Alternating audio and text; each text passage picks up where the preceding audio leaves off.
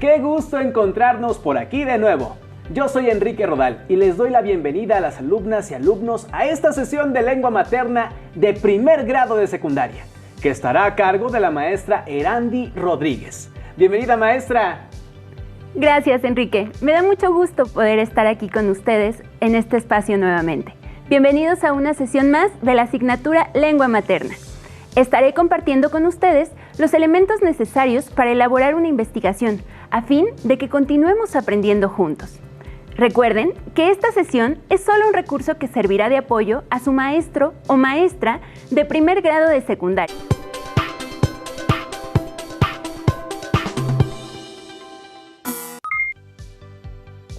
¡Qué gusto encontrarnos nuevamente! Soy Enrique Rodal y le doy la bienvenida a la profesora Perla Ruiz. Y a ustedes, alumnas y alumnos, a esta sesión de lengua materna de segundo grado de secundaria. Antes de iniciar, les recuerdo que debemos seguir cuidándonos, lavando frecuentemente nuestras manos con agua y abundante jabón, usando el cubrebocas adecuadamente, de forma que cubra nariz y boca. Y aunque juntos, guardar y pedir la sana distancia. La salud es primero. Además, ¿ya hicieron algo de ejercicio hoy? Muchas gracias. Soy la profesora Perla Karina Ruiz Rubio y efectivamente es un gusto estar en una sesión más de Lengua Materna 2. Nuestra sesión esta vez se titula Parecen iguales pero son diferentes. Con esto nos referimos a que compararemos la organización de diversos textos, pero que tratan sobre un mismo tema. ¿Listos? Muy bien, pues vamos juntos. Esta sesión es parte del aprendizaje esperado. Compara una variedad de textos sobre un tema. Y el propósito es comparar la organización de diversos textos sobre un mismo tema. Los materiales que vamos a necesitar para esta sesión son su cuaderno y lápiz o pluma para que puedan tomar notas. También podría ayudarles tener a la mano su libro de texto.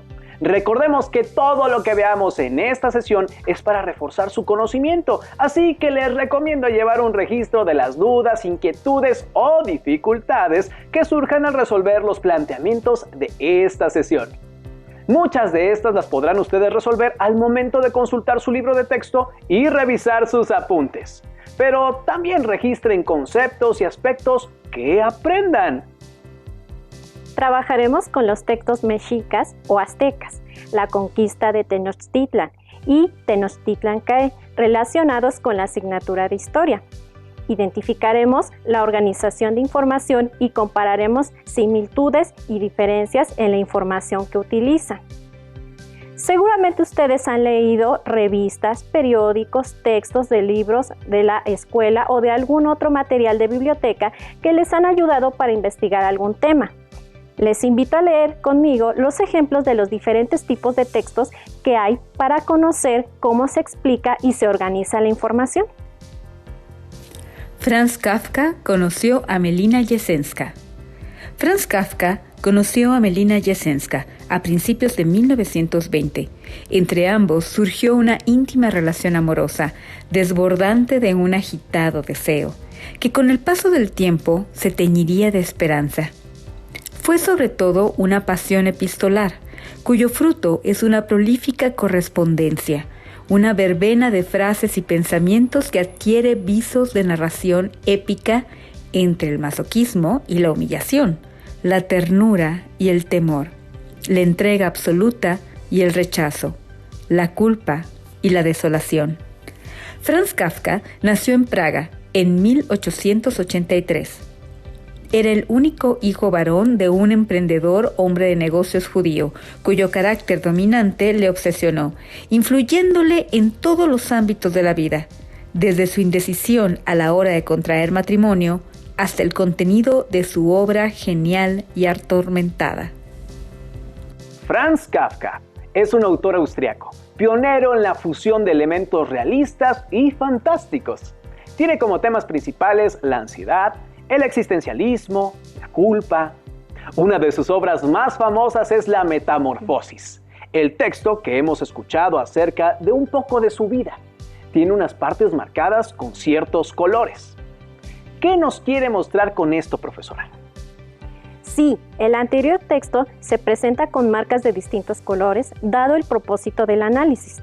Todo relato tiene una serie de reglas y de convenciones que permiten organizar la sucesión de los hechos, estructurar la historia, determinar por qué se cuenta algo, de qué modo y con qué fin. Acompáñenme a continuar la lectura. Kafka tuvo 3 hermanas que le inspiraron siempre en profundo cariño y con las que mantuvo una buena amistad. Estas, como gran parte de los amigos del escritor, fueron asesinadas en campos de concentración. La Gestapo destruyó archivos, hizo desaparecer legajos, manuscritos y documentos, además de prohibir la edición de su obra completa, que en aquel entonces estaba en marcha. Ello fue una de las devastadoras consecuencias del paso del nacionalismo por una de las ciudades más hermosas de Europa, Praga, donde el escritor pasó gran parte de su breve existencia. Como observaron, los textos continuos tienen ciertas características. Veamos algunas ideas generales. Tiene un tema central o asunto central. Es un texto narrativo. Identifica pronombres, conectores, frases o años que organizan la sucesión de hechos. Usa verbos en tiempo pasado.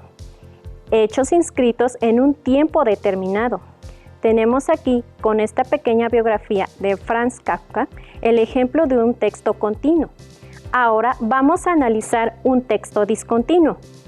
Como vemos en este cartel, utiliza imágenes, en ocasiones gráficas o mapas. También puede ser infografías. El orden de la lectura varía, orden no secuencial. Busca la interpretación y reflexión del lector.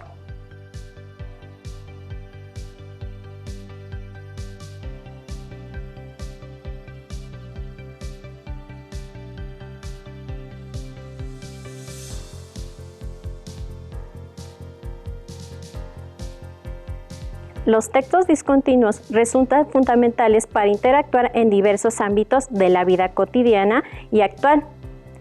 Ahora observemos un texto mixto. Como puede observarse, este texto se acompaña de una explicación, una imagen del mapa de la ciudad, una ficha con datos de la misma imagen de una de sus edificaciones. Las imágenes son acompañadas de acotaciones, como descripciones de lo que tratan. Por lo tanto, es una combinación de texto continuo y discontinuo, un modelo mixto.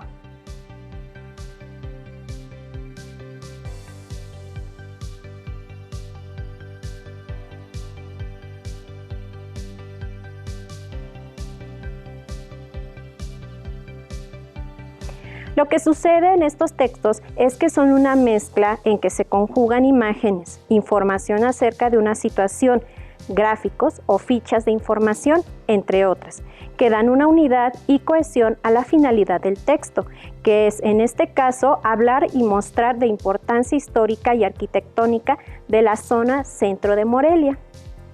Tenemos que existen textos continuos, muestran información secuencial y progresiva, es decir, con un orden de principio a fin.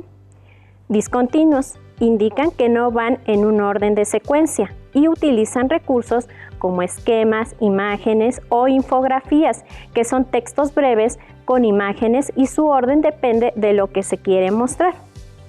Mixtos son una combinación entre los textos continuos y discontinuos. Profesora, y por ejemplo, ¿qué tipo de texto podría ser un acta de nacimiento? ¿Un manual de cualquier aparato electrónico?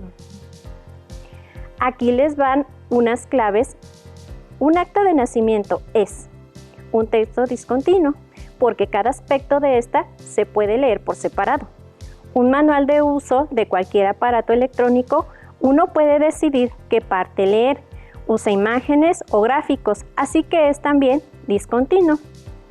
Después de haber visto los ejemplos, los invito a reflexionar sobre lo siguiente. ¿Por qué consideran que hay distintas publicaciones que tratan de un mismo tema? ¿Creen que la información que encuentren en las fuentes de consulta será la misma que en otras? ¿Cuántas fuentes de información consultan cuando realizan una investigación de un tema? ¿Por qué? ¿En qué momento realizan consultas de temas? Recuerden que al realizar una investigación deben considerar los tipos de texto que pueden encontrar y que su organización varía de acuerdo con la fuente de consulta que elijan. ¿Y ustedes, con qué tipo de texto están familiarizados? Bien, al momento de leer varios textos nos podemos dar cuenta de su estructura, su desarrollo y de cómo van organizando cada cual su tema. Y eso también se organiza dependiendo de a quién va dirigido el texto, pues eso se puede observar, por ejemplo, en los libros de texto si hacen memoria. Las lecturas de su libro de lengua materna en sus primeros años tenían a ser breves y luego fueron aumentando no solo en cantidad, sino en dificultad o en temas.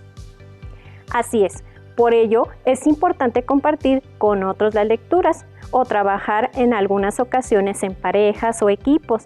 Veamos, trabajar colaborativamente como lo hacemos nosotros. Así es, profesora, y para eso vamos a ver el siguiente video. Hola, ¿qué hacen ustedes para comprender las cosas que se abordan en la escuela? ¿Estudian solos o acompañados?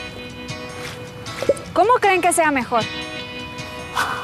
Una forma de comprender los textos que leemos es a través del trabajo colaborativo. Pero, ¿qué es el trabajo colaborativo? ¿Cómo se trabaja colaborativamente? ¿Cuáles son sus beneficios? Veamos el siguiente caso. ¿Cómo haremos para organizar nuestra exposición? Yo todavía no entiendo la segunda ley de Newton. Yo tampoco. El maestro dijo que podríamos trabajar colaborativamente, que eso podría ayudarnos. ¿Y cómo hacemos eso? ¿Cómo ven si primero investigamos qué es el trabajo colaborativo?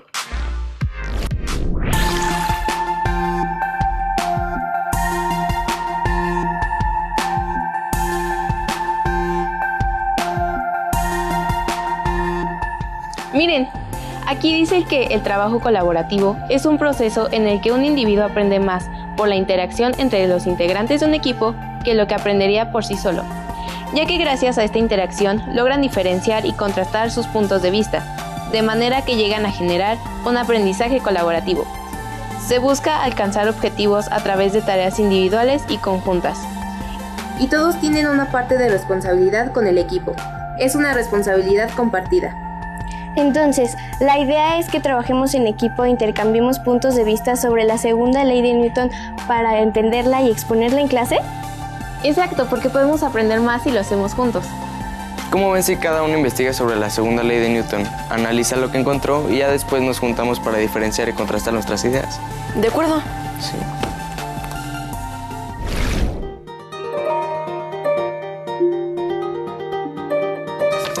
Miren, la segunda ley de Newton dice: la aceleración de un objeto es proporcional a la fuerza que actúa sobre él e inversamente proporcional a su masa. Este libro explica por medio de un dibujo la segunda ley. Comprobémoslo. Si empujo este carrito que tiene 5 libros, tendrá cierta aceleración. Pero si lo empujo con mayor fuerza, aumentará su aceleración. Si se empuja con una fuerza constante y le vas agregando libros al carrito, su masa va aumentando y este se irá frenando. Pero en el súper yo empujo el carrito de manera constante y siempre mantengo la misma velocidad, aunque mis padres le carguen y carguen cosas. Seguramente lo que hay es ir aumentando la fuerza para que el carrito mantenga la misma velocidad. Pero hay que tener cuidado al exponer este tema, ya que en este libro explica que no es lo mismo velocidad que aceleración. Entonces, la segunda ley de Newton quiere decir que a mayor fuerza, mayor aceleración, y a mayor masa, menor aceleración. Exactamente.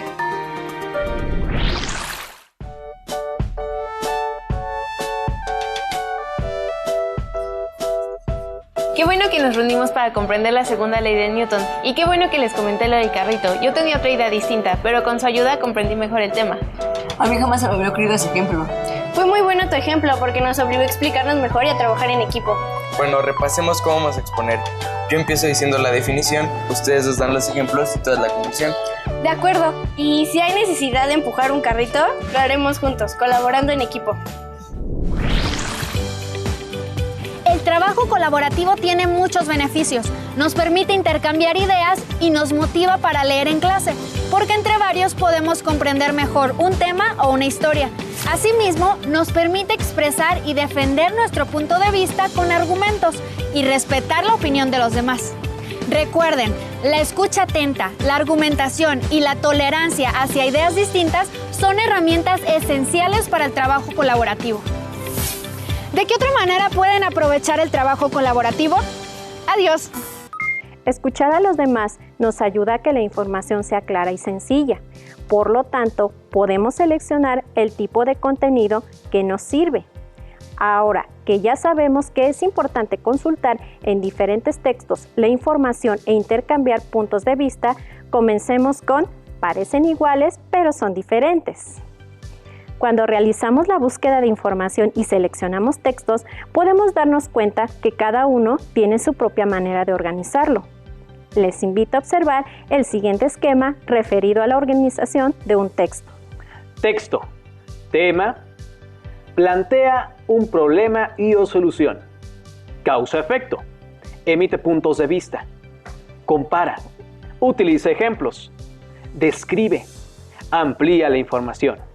Secuencia de tiempo, cronología, general a lo particular, causa y efecto. Un texto tiene un tema que representa el planteamiento de un problema y en ocasiones lleva a una solución.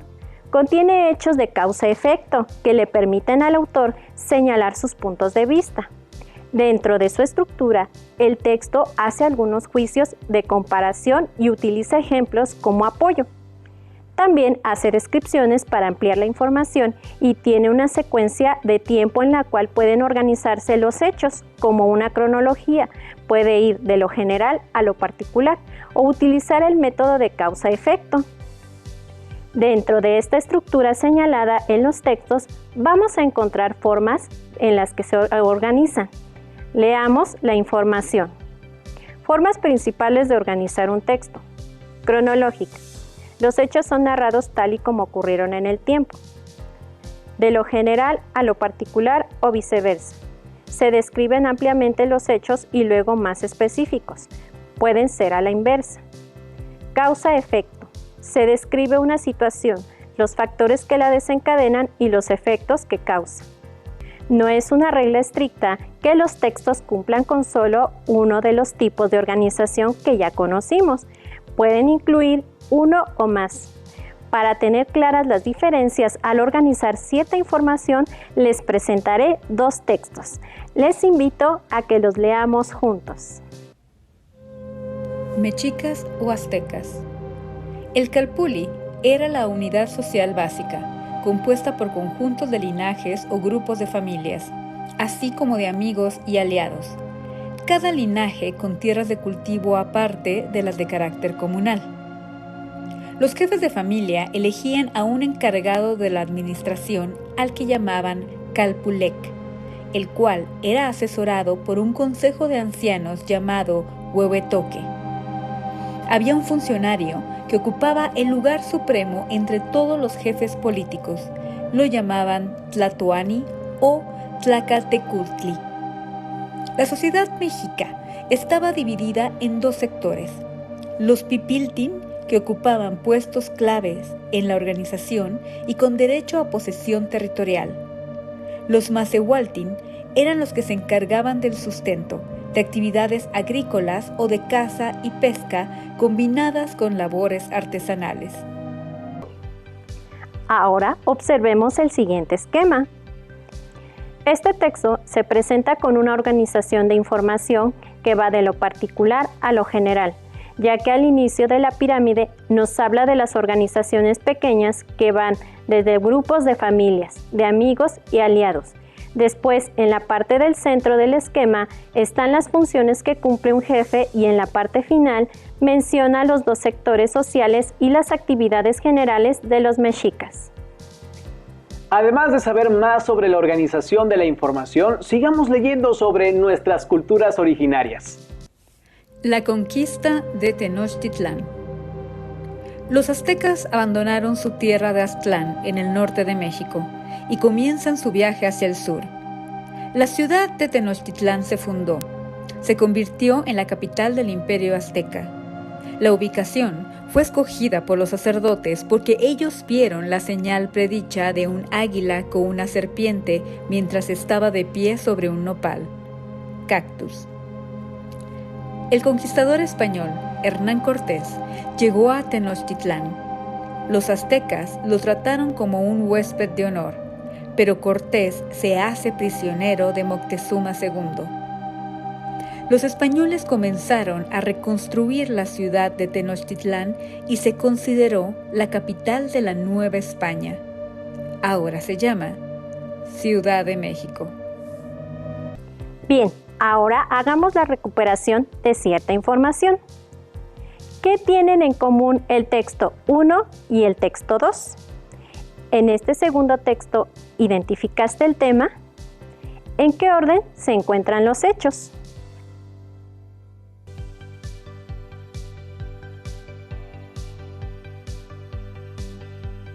Bien, ahora veamos las respuestas para que corroboren sus resultados. ¿Qué tienen en común el texto 1 y el texto 2? Tratan de los aztecas.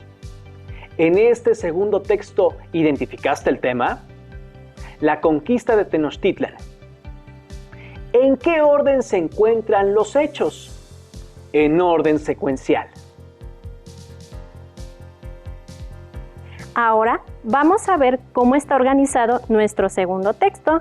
Observemos el siguiente esquema. Conquista de Tenochtitlan. Organización del texto, cronología. 1. Los aztecas abandonaron su tierra de Aztlán. 2. La ciudad de Tenochtitlan se fundó. 3. Hernán Cortés llega a Tenochtitlan. 4. Expulsaron a Cortés de la ciudad. 5. Los españoles inician la reconstrucción de la ciudad. 6. Ahora se llama Ciudad de México. Observen que los hechos cronológicos van de principio a fin sin alterar la manera en que ocurrieron las circunstancias. Ahora, complementemos la información que hemos visto acerca de Tenochtitlan. ¡Corre video!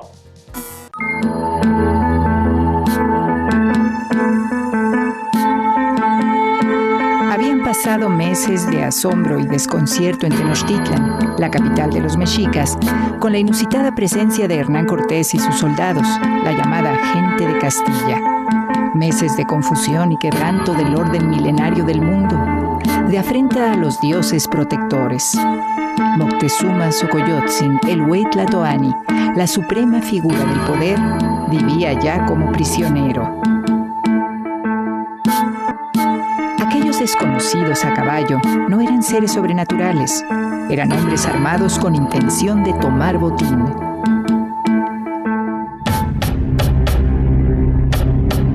En ausencia de Cortés, el capitán Pedro de Alvarado ordenó una matanza en el recinto del Templo Mayor. Se celebraba la fiesta de Toxcatl, en honor a Huitzilopochtli, por los días de la Pascua de 1520. Fueron cientos los muertos, no se sabe cuántos. Sacerdotes, nobles, danzantes. La sangre corrió como si fuera agua. Tras esto, la clase guerrera Tenochca y Tlatelolca llamó a la rebelión y los españoles tuvieron que refugiarse en las casas reales.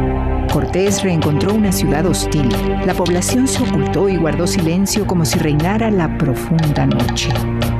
Poco después, Moctezuma Xocoyotzin murió, quizá, como se dijo, alcanzado por una de las piedras que le arrojaron sus súbditos, quizá asesinado por los españoles. Comenzó la guerra, unos por defender lo suyo, los otros por cumplir lo que en todo el orbe, en todos los tiempos, daba fama y gloria, la conquista de un pueblo y su territorio. Los españoles fueron obligados a huir en una jornada nocturna de lluvia llamada Noche Triste, en que trataron de llevarse oro y riquezas, y los fueron perdiendo grotescamente en el agua de los canales junto con hombres y caballos. A la cabeza de los mexicas se puso primero a Cuitláhuac, señor de Iztapalapa, pero murió víctima de la epidemia. Luego fue elegido Hueytlatoani Cuauhtémoc Tlacatecutli, joven señor de Tlatelolco. Les llevó a los españoles un tiempo prepararse para tomar la ciudad lacustre. Construyeron bergantines que penetraran por los canales. Los mexicas buscaron inútilmente el socorro de otros señoríos, enemigos tradicionales. pero quedaron solos en la isla, esperando dentro, a unas sabiendas de que además de unos 800 españoles, además de los caballos y la pólvora, también llegarían más de 20,000 aliados indígenas. El asedio a Tenochtitlan y Tlatelolco duró unos 75 días. Y los tlatelolcas les hicieron resistencia allí, en Soquiapan, desde sus barcas. Hambre y horror. Estruendo de gritos, tambores y fuego. El hedor de los cadáveres se hizo insoportable. Cuauhtémoc fue tomado prisionero en una canoa. Hernán Cortés escribió al rey de España: y así preso este señor, cesó la guerra, a la cual plació a Dios nuestro Señor dar conclusión martes, día de San Hipólito, que fue 13 de agosto de 1521 años. Este video nos ha presentado una serie de hechos que nos indican causas y consecuencias que se vivieron durante el proceso de la conquista de México. Por último, quiero compartirles una herramienta sencilla para organizar el contenido de causa-consecuencia de un texto identificando causas y consecuencias. Tomamos como referencia la información del video y usemos este cuadro. Causa: llegó Hernán Cortés y sus soldados a Tenochtitlan. Consecuencia: Moctezuma fue hecho prisionero. Causa: hubo una matanza en el recinto del Templo Mayor. Consecuencia: la clase Tenochca y Tlatelolca llamó a una rebelión contra los españoles, y así sucesivamente. Claro, esta es una forma clara de cómo se puede identificar la organización de cualquier texto. Nos queda este cuadro como una útil herramienta. ¡Hemos terminado! Recuerden que trabajamos el aprendizaje esperado. Compara una variedad de textos sobre un tema, con el propósito de comparar la organización de diversos textos sobre un mismo tema. Recuerden que pueden consultar libros en la biblioteca escolar cuando regresen a clases y de allí pueden realizar una investigación o hacer una búsqueda en Internet. Leer e investigar puede ser un reto divertido. Jamás se queden con dudas. Tienen una maravillosa oportunidad de ampliar su conocimiento. Comparen la información y analicen la organización de los textos que elijan. Pueden elaborar apuntes o esquemas que sean de apoyo. No olviden que lo visto en esta sesión pueden consultarlo en su libro de texto. Gracias por compartir con nosotros esta sesión de Lengua Materna 2. Hemos aprendido algo nuevo juntos. Hasta la próxima.